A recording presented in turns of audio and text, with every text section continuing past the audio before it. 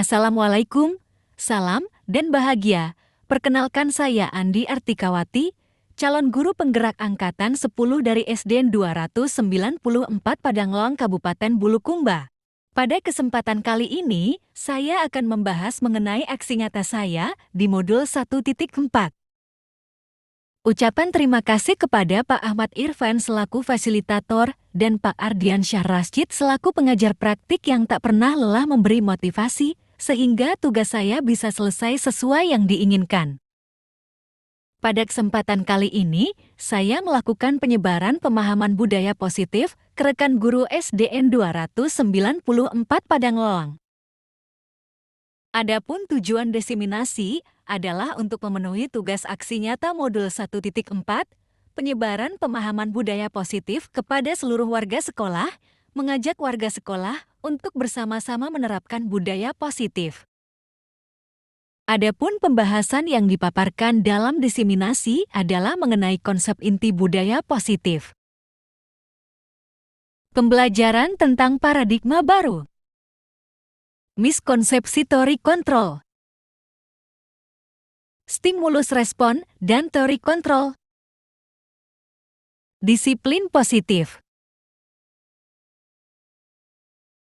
Nilai-nilai kebajikan. Kebutuhan dasar manusia.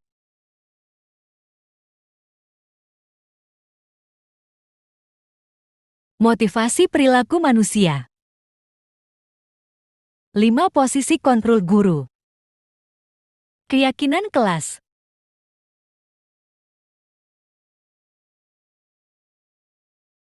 Segitiga restitusi. Pelaksanaan diseminasi.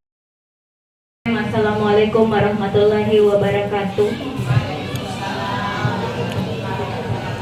Syukur alhamdulillah kita panjatkan hadirat Allah Subhanahu wa taala karena pada hari ini kita masih diberikan nikmat sehat, nikmat kesempatan untuk berkumpul di tempat ini guna melakukan diseminasi positif di lingkungan sekolah kita di UPT SPF SDN 294 Padanglong. Ucapan terima kasih yang sebesar-besarnya kepada Ibu Kepala UPT SPF SDN 294 Padanglong, Ibu Hijrah SPD, yang telah memfasilitasi saya bersama dengan rekan sejawat saya di UPT SPF SDN 294 Padanglong untuk melakukan diseminasi pemahaman budaya positif di lingkungan sekolah. Terima kasih juga buat rekan-rekan sejawat yang telah berkenan hadir untuk mengikuti diseminasi pemahaman positif hari ini. Baik, kita buka diseminasi pemahaman budaya positif hari ini dengan membaca basmalah. Baik Bapak Ibu,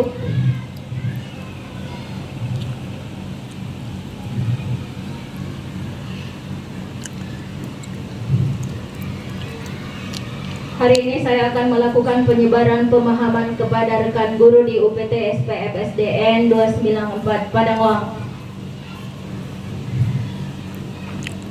Adapun tujuan dari diseminasinya adalah untuk memenuhi tugas saya di aksi nyata modul 1.4 dalam pendidikan guru penggerak angkatan 10. Yang kedua, penyebaran pemahaman budaya positif kepada seluruh warga sekolah. Yang ketiga, mengajak warga sekolah untuk bersama-sama menerapkan budaya positif.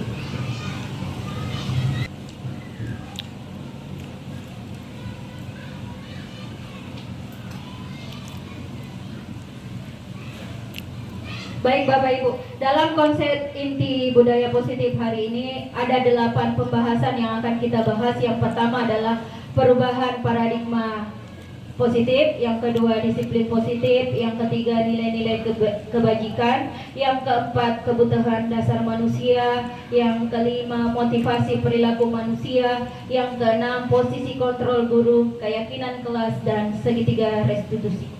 Tentu Bapak Ibu sudah sangat mengenal mengenai budaya positif dan itu alhamdulillah sudah dilakukan di sekolah kita di UPT SPF SDN 294 Padanglong. Saya cuma mau mengajak teman-teman untuk mengingat kembali budaya positif apa yang telah dilakukan di sekolah kita. Siapa yang bisa menyebutkan budaya positif apa saja yang sudah kita lakukan di sekolah kita?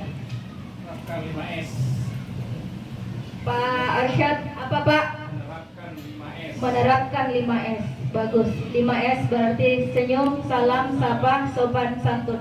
Tentu ada lagi penerapan budaya positif yang lain yang biasa kita lakukan di sekolah kita. Ada lagi yang lain? Membiasakan berbaris sebelum masuk kelas. Oke, membiasakan berbaris sebelum masuk kelas. Itu adalah contoh, salah satu contoh dari banyaknya contoh pembiasaan budaya positif yang telah kita lakukan di sekolah kita, yang sudah disebutkan oleh tadi Pak Arsyad mengenai pembiasaan 5S, senyum, salam, sapa, sopan, santun, yang kita lakukan dalam pelaksanaan guru piket di gerbang sekolah kita untuk melakukan penjemputannya siswa. Kemudian berbaris sebelum masuk kelas. Ada lagi yang mungkin yang ingin menyebutkan mengenai budaya positif yang bisa kita lakukan melalui pembiasaan-pembiasaan yang biasa kita lakukan di sekolah? Oke, silakan Ibu. Ya. Salah satunya itu melaksanakan sholat duha, ya. Kemudian membudayakan lihat sampah, ambil. Makasih.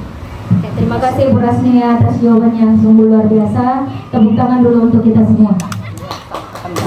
Kurang keras, kasih keras-keras gitu. Bapak Ibu. Jadi kalau saya bilang UPT SPR 294 Padanglong, bilang luar biasa ya. UPT SPR 294 Padanglong luar biasa. Oke. Baik Bapak Ibu, kita mulai dengan pembahasan yang pertama adalah pembelajaran dengan paradigma baru.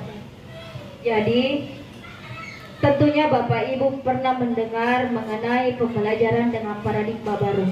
Pada kesempatan kali ini kita akan tebalkan lagi pengetahuan Bapak Ibu tentang pembelajaran dengan paradigma baru. Jadi pembelajaran dengan paradigma baru itu merupakan pembelajaran yang dirancang berdasarkan pembelajaran berdiferensiasi. Jadi pembelajaran yang dirancang berdasarkan pembelajaran berdiferensiasi sehingga peserta didik belajar sesuai kebutuhannya, sesuai dengan profil pelajar Pancasila. Bapak Ibu, tentu kita tidak asing lagi dengan profil pelajar Pancasila. Profil pelajar Pancasila ini sudah dipajang di tiap kelas kita yang difasilitasi oleh kepala sekolah kita melalui poster-poster yang memudahkan kita untuk mengetahui 6 dari profil pelajar Pancasila. Kita masuk ke merubah paradigma stimulus respon ke pendekatan teori kontrol. Jadi stimulus respon dan pendekatan teori kontrol itu adalah dua pendekatan yang berbeda. Jadi dua pendekatan yang berbeda yang memiliki pemahaman yang berbeda terhadap pola pikir manusia. Jadi berbeda ini, dua pendekatan ini berbeda dalam memahami perilaku manusia. Kalau stimulus respon menganggap manusia itu sebagai makhluk yang pasif, ya. Jadi manusia itu harus didorong dengan motivasi eksternal. Sedangkan teori kontrol menganggap manusia itu sebagai makhluk yang aktif. Jadi dia memiliki keinginan untuk mendorong dirinya sendiri. Dia memiliki kualitas dirinya sendiri tanpa ada dorongan dari orang lain, tanpa harus adanya dorongan dari orang lain. Bapak Ibu, mengenai perbedaan stimulus respon dan pendekatan teori kontrol jelas memiliki perbedaan yang mendasar. Jadi stimulus respon ini mencoba mengubah orang agar berpandangan sama dengan kita. Perilaku buruk dilihat sebagai suatu kesalahan. Orang lain bisa mengontrol saya. Pemaksaan ada pada saat bujukan gagal, model berpikir menang atau kalah. Sedangkan pada teori kontrol, kita berusaha memahami pandangan orang lain tentang dunia. Semua perilaku memiliki tujuan, hanya Anda yang bisa mengontrol diri Anda. Kolaborasi dan konsensus menciptakan pilihan-pilihan baru. Kemudian ada model berpikir menang-menang. Jadi model berpikir menang-menang ini Bapak Ibu tidak ada yang dirugikan, semuanya diuntungkan. Sampai di sini paham ya Bapak Ibu mengenai perbedaan stimulus respon dan pendekatan teori kontrol. Paham. Terima kasih Bapak Ibu. Jadi Kadang kita mengalami miskonsepsi tentang teori kontrol. Apa dibilang miskonsepsi adalah pemahaman kita yang keliru tentang teori kontrol. Jadi ada 4 pemahaman yang keliru yang kadang kita lakukan. Yang pertama adalah ilusi guru mengontrol murid. Yang kedua, ilusi bahwa kritik akan membuat rasa bersalah mampu menguatkan karakter. Yang ketiga, ilusi bahwa semua penguatan positif efektif dan bermanfaat. Yang keempat, ilusi bahwa orang dewasa berhak memaksa. Jadi, miskonsepsi ini adalah pemahaman yang keliru ini. Setidaknya setelah kita melakukan diseminasi pemahaman tentang budaya positif ini, pemahaman yang keliru ini kita bisa luruskan. Ya Bapak Ibu ya. Baik Bapak Ibu, kita masuk ke disiplin positif. Disiplin itu berasal dari kata disiplina yang artinya belajar. Jadi disiplin itu mengacu pada disiplin diri yang memiliki tanggung jawab terhadap apa yang dilakukannya berdasarkan nilai-nilainya yang diyakini. Jadi disiplin positif itu pada dasarnya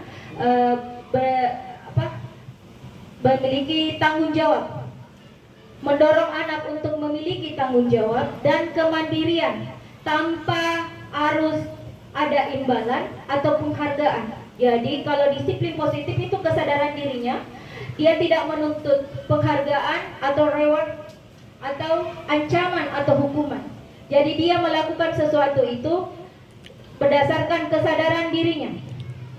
Ya, Bapak Ibu, sebagai pendidik, tujuan kita adalah menciptakan peserta didik yang memiliki disiplin diri sehingga mereka berperilaku mengacu kepada nilai-nilai kebajikan universal dan memiliki motivasi intrinsik dalam perubahan perilaku ke arah yang lebih baik.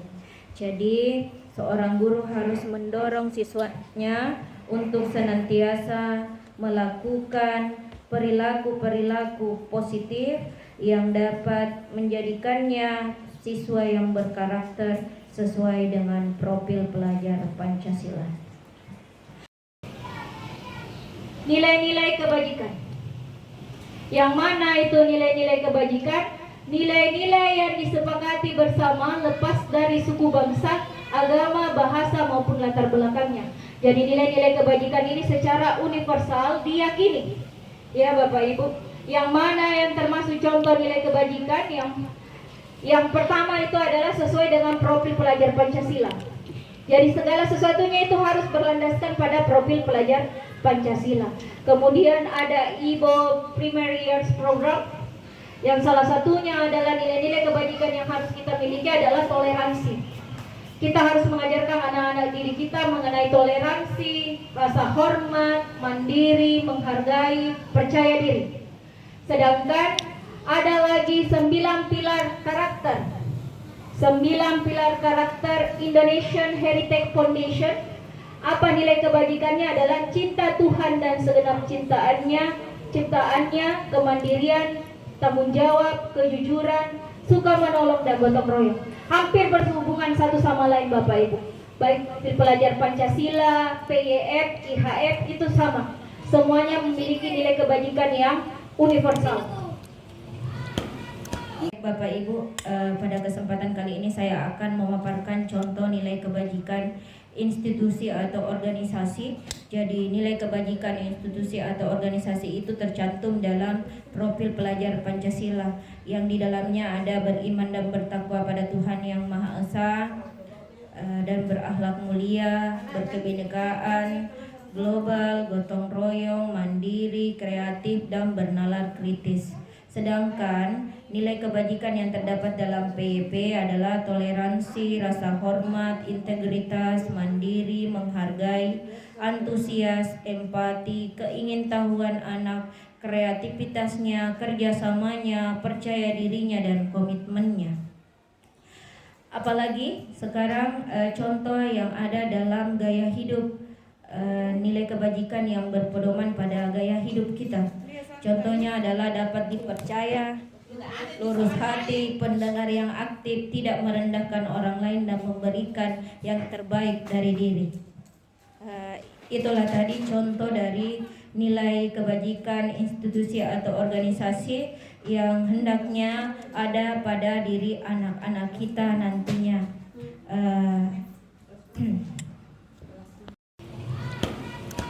Baik, kita lanjut.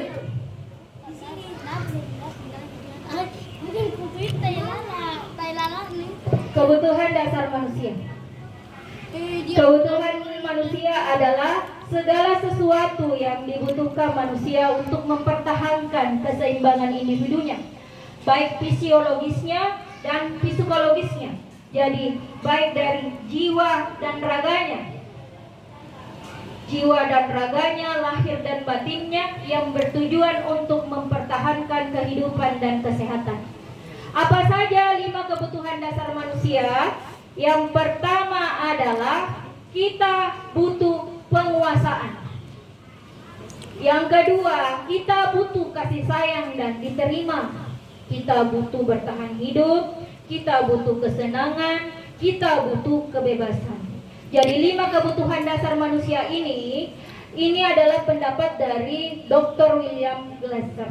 Jadi ada 5 kebutuhan dasar manusia. Yang pertama penguasaan, kasih sayang dan rasa diterima. Manusia butuh bertahan hidup, manusia butuh kesenangan, manusia butuh kebebasan.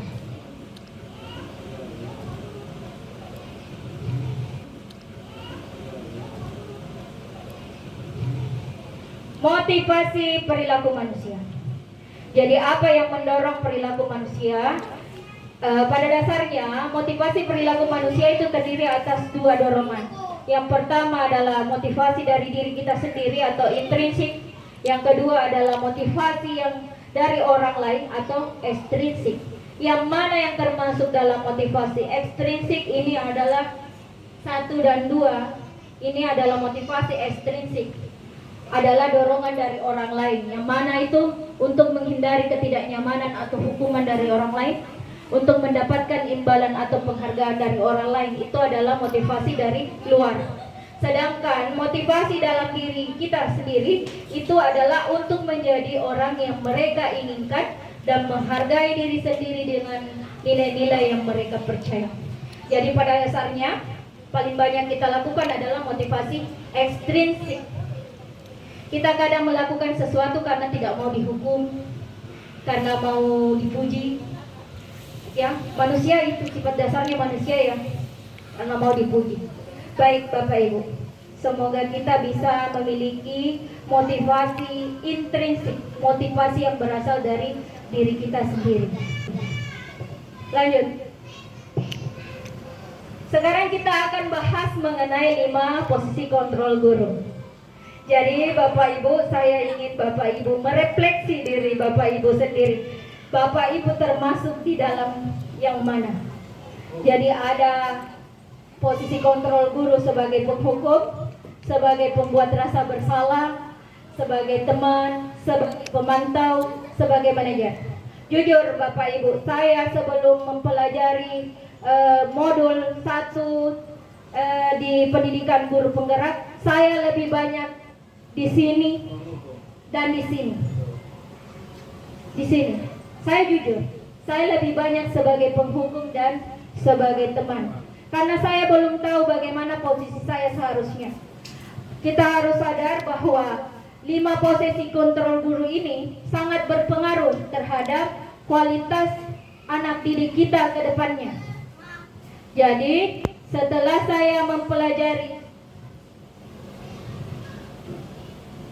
saya mempelajari mengenai budaya positif, saya sudah, insya Allah saya dan kita semua akan ada di sini sebagai manajer. Ya Bapak Ibu ya, mari kita ubah pola pikir kita, mindset kita yang dari awalnya penghukum kembali ke jalan yang benar sebagai manajer. Oke, kita lanjut.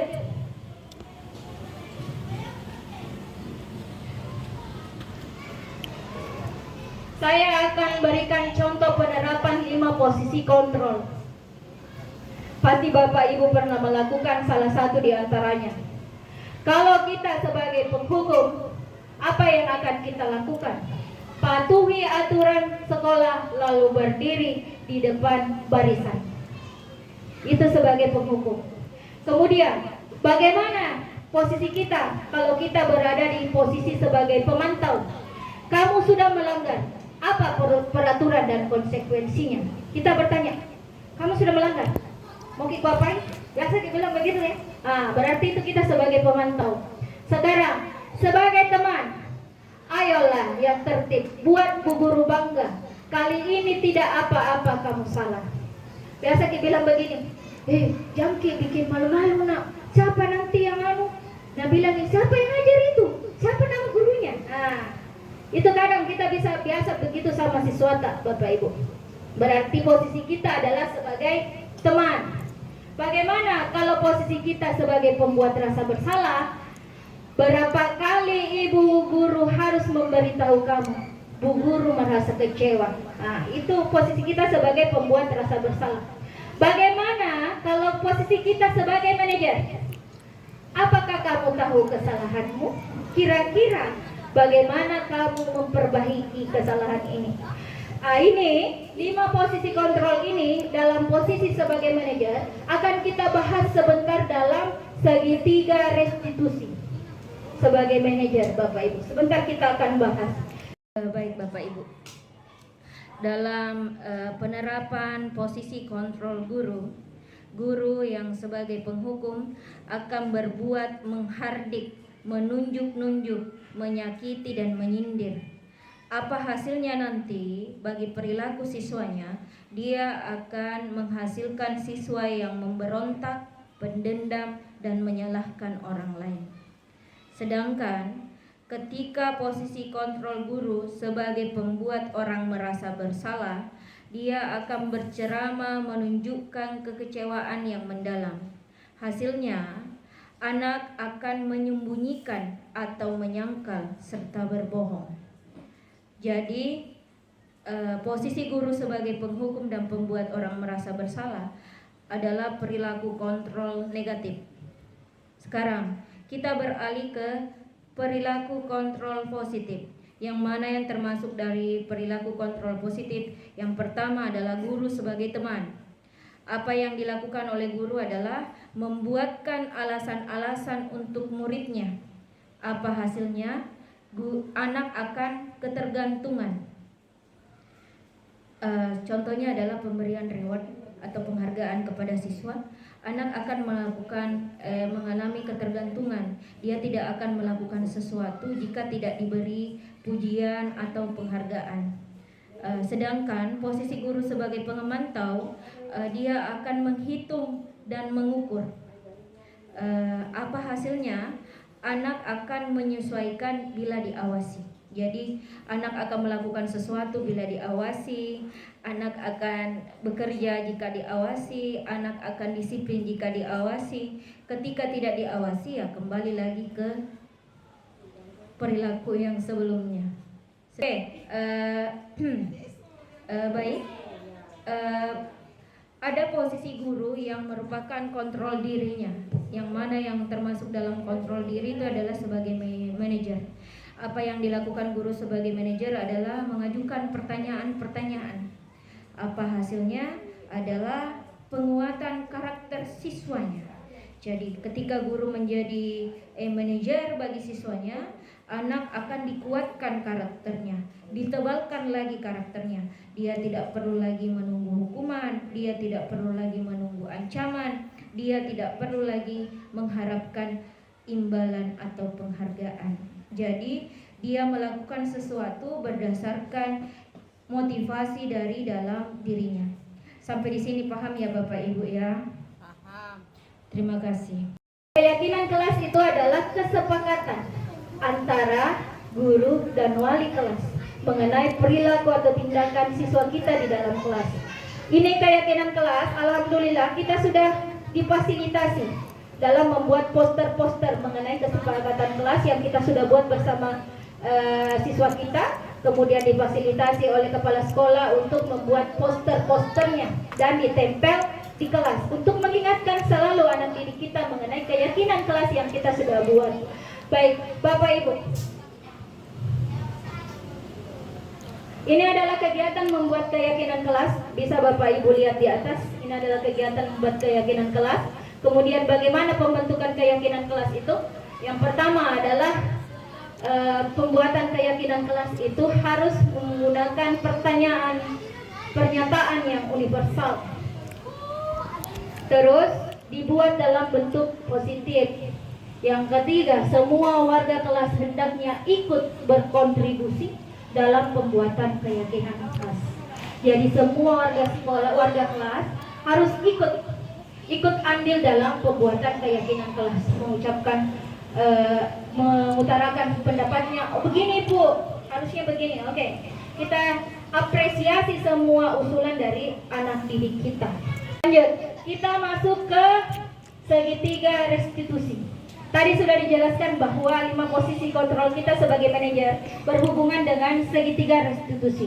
Yang mana segitiga restitusi yang pertama adalah menstabilkan identitas. Yang tahapannya adalah kita semua akan melakukan hal yang terbaik yang bisa kita lakukan. Yang kedua, validasi tindakan yang salah. Artinya semua perilaku memiliki alasan. Yang ketiga adalah menanyakan keyakinan. Artinya kita semua memiliki motivasi internal, motivasi dari diri kita. Kenapa kita lakukan itu?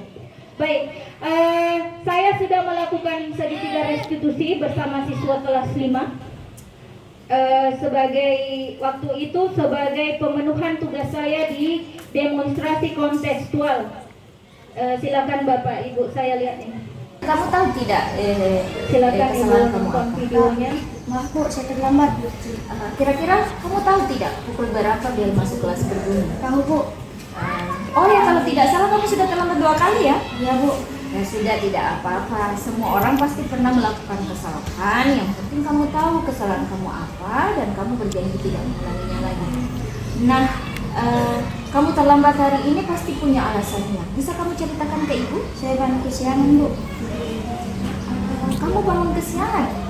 Apa kamu tidur terlalu malam? Iya Bu, saya kasihkan main game sampai larut malam. Jadi kamu terlambat karena bangun kesiangan ya? Iya Bu. Ya sudah. Apakah ada cara lain agar kamu tidak terlambat lagi ke sekolah? Ada Bu, seharusnya saya tidak main HP sampai larut malam sehingga saya bisa bangun lebih pagi. Oke. Kamu masih ingat bahwa kita pernah membuat keyakinan kelas? Masih Bu, salah satunya datang tepat waktu. Apakah yang kamu lakukan tadi itu melanggar atau tidak? Melanggar Bu.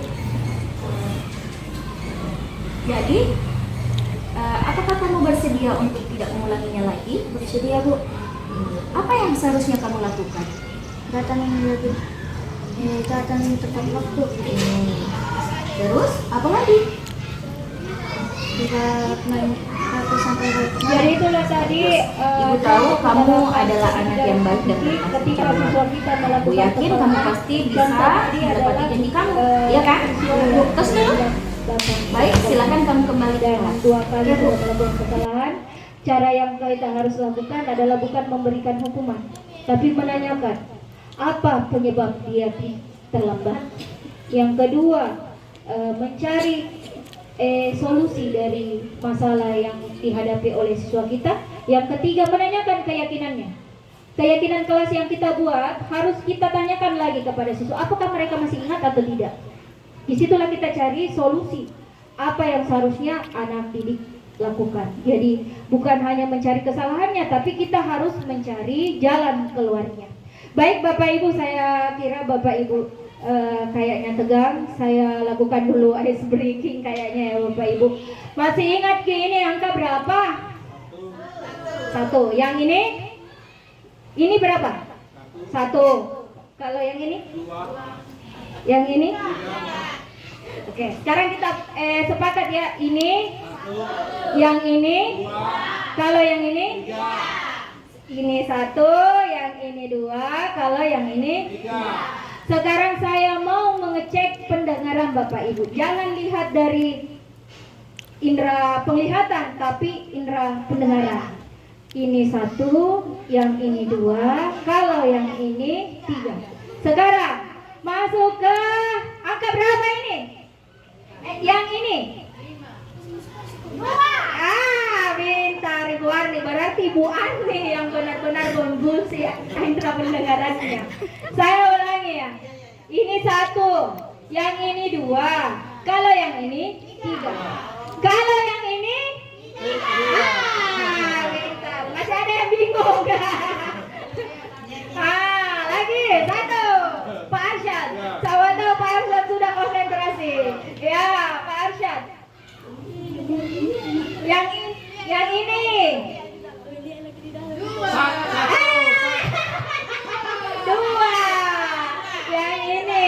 Yang ini ya 2. Mengerti lagi Pak Arsyad? Oke, bisa lagi? Coba.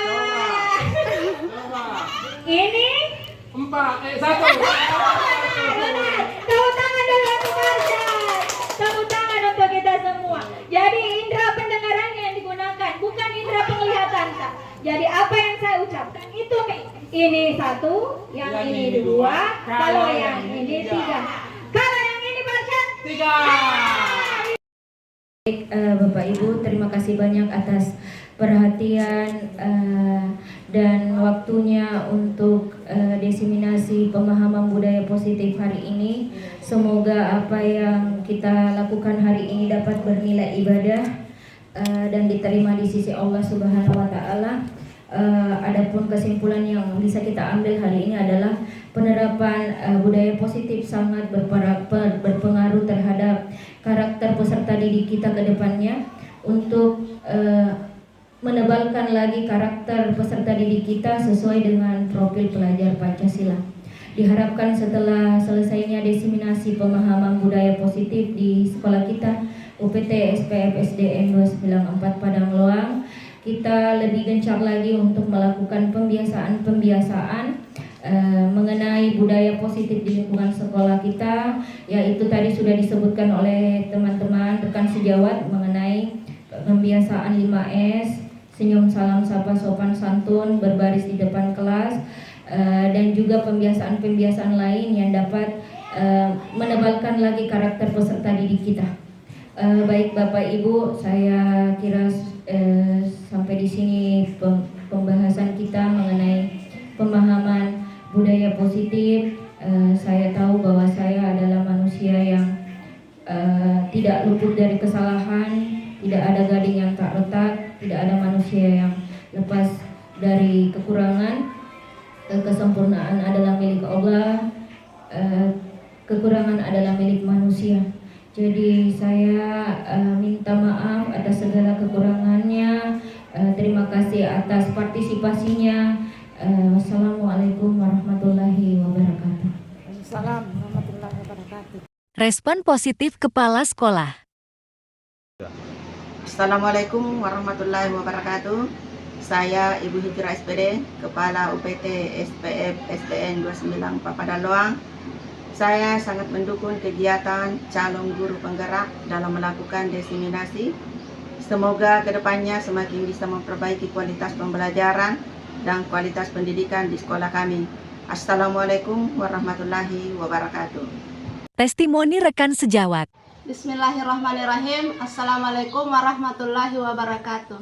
Saya Bu Harni, guru dari UPT SPF SDN 294 Padang Loang.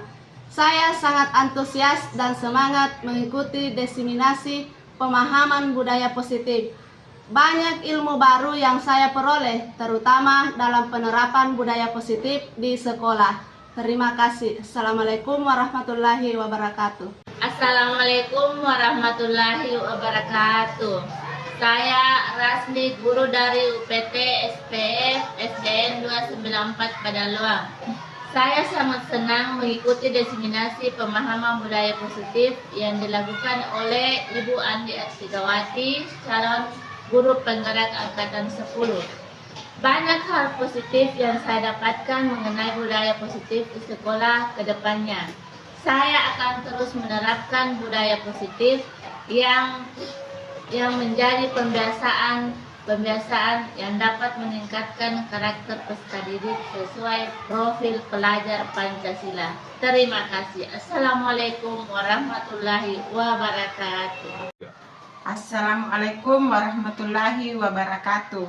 Saya Mardiana dari UPT SPF SDN 294 Padang Loang.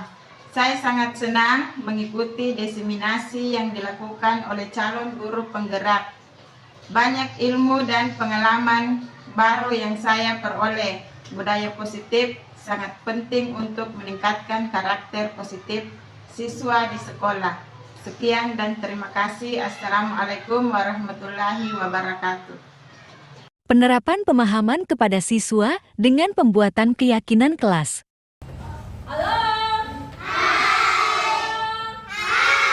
Assalamualaikum warahmatullahi wabarakatuh.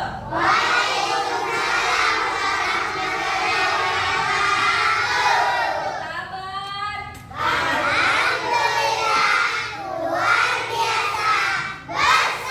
Siapa yang datang pagi sekali hari ini? Siapa yang paling cepat datang?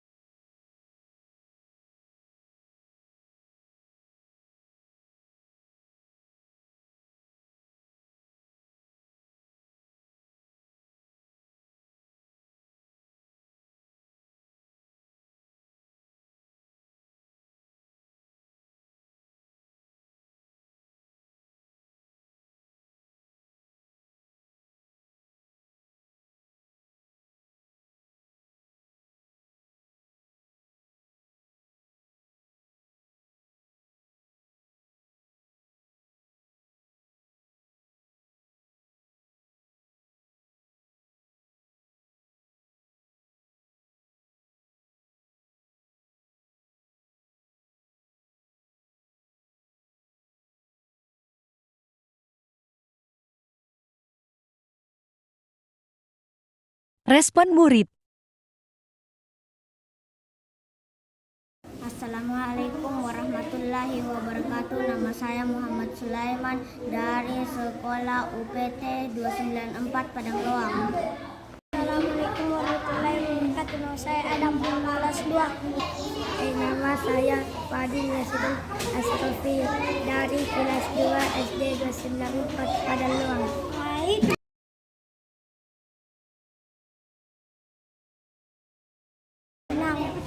Senang. Sangat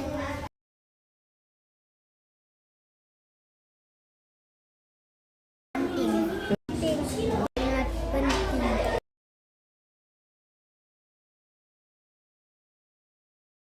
Disiplin. Supaya disiplin. Supaya bertanggung jawab. Refleksi.